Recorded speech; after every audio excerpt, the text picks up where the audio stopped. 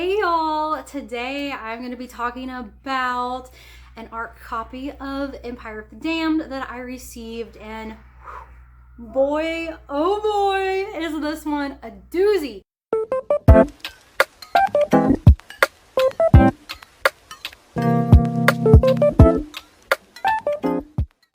Y'all, I can't believe I actually got an art copy of this book.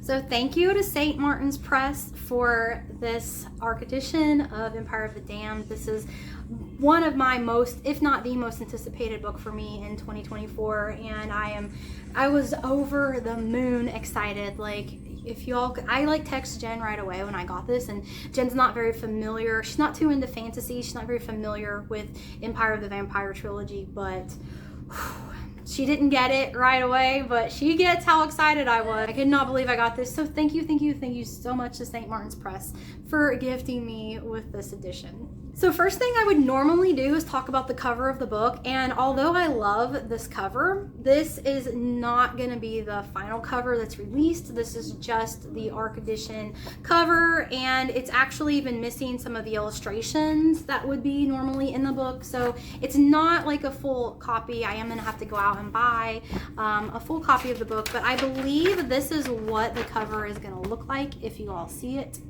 And I love this cover. I loved the cover of Empire of the Vampire. I am not wild about switching the color of the background though. I know they did this with Divine Rivals and Ruthless Vows, but I'm just not a fan of it. I would rather the covers have stayed black instead of switching back and forth. But I do love the creativity. Like in the background, you've got well, on this one it's Gabriel and there's a bunch of blood, and you see animals that are significant in the story for the different lines of, they represent the different lines of vampires. And in this one you have the same thing.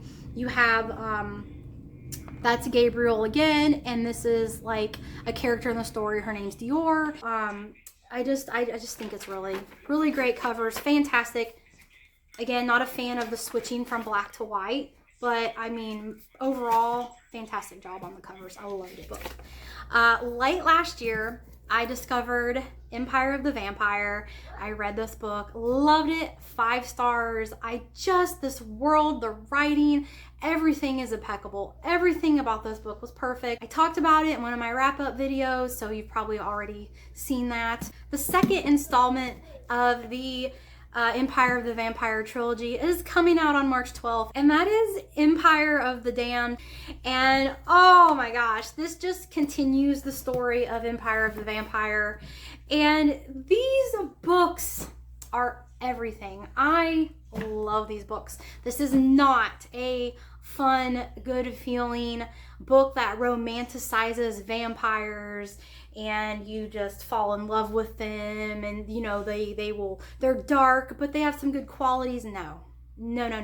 This is a book that vampires are evil to their core. Very dark, very bloody, lots of action, lots and lots of action. Love this book. An Empire of the Vampire, just a quick synopsis. I can't tell you too much about this book because it'll spoil the first book.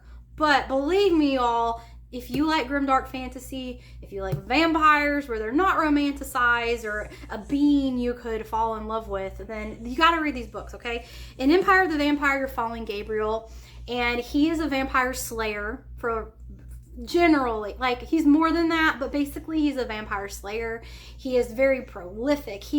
Everyone has heard of him. There are songs written and stories told about Gabriel de Leon. So he's been captured and he is being held in a prison by a vampire, and this vampire sends one of her underlings down to record his story. She wants to hear Gabriel's story of how he found and lost the Holy Grail.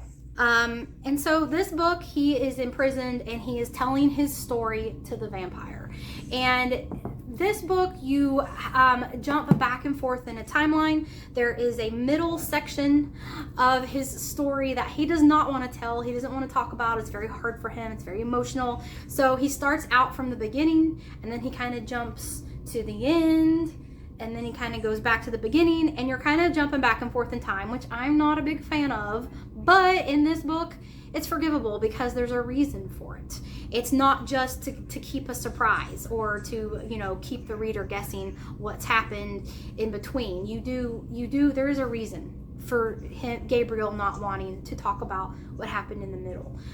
In this book, you actually have Gabriel still imprisoned, and he's continuing his story, but there is another prisoner that is also imprisoned, and you're also getting another point of view of the story from the other prisoner. And I do not want to say more because I will spoil things for you, and I would never want to do that. You guys need to read this book and experience it full for the first time. These books are one of those books that if you could reread for the first time, you would, you know, give anything to do. So I love that. I liked this one better than Empire of the Vampire because you're getting the stories told from two different perspectives, but they're not the same stories. The paths of these two characters that are telling the stories veer off. So it's dual timeline, but two different stories being told, and I love it. I'm so glad that I did not discover Empire of the Vampire until late last year, so I did not have to wait long to jump into book 2. But now I'm a little bit concerned because we have no idea when the third book is coming out, and it did take a couple of years between the first and second book to come out. So, I don't want to have to wait 2 more years. And let me just tell you all, when I was reading this book, I had stopped one night at this section right here. I think it's like part 5 or part 6.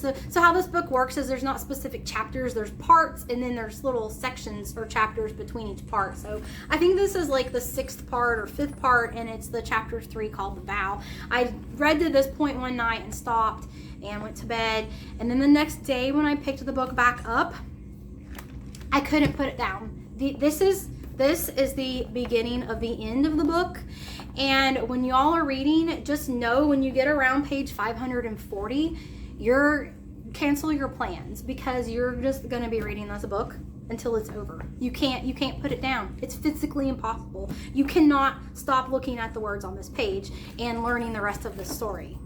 So, warning to all. If you pick up these books and start reading them, you're going to then just cancel your plans, because you're not going to want to do anything else. And especially at the end of this book.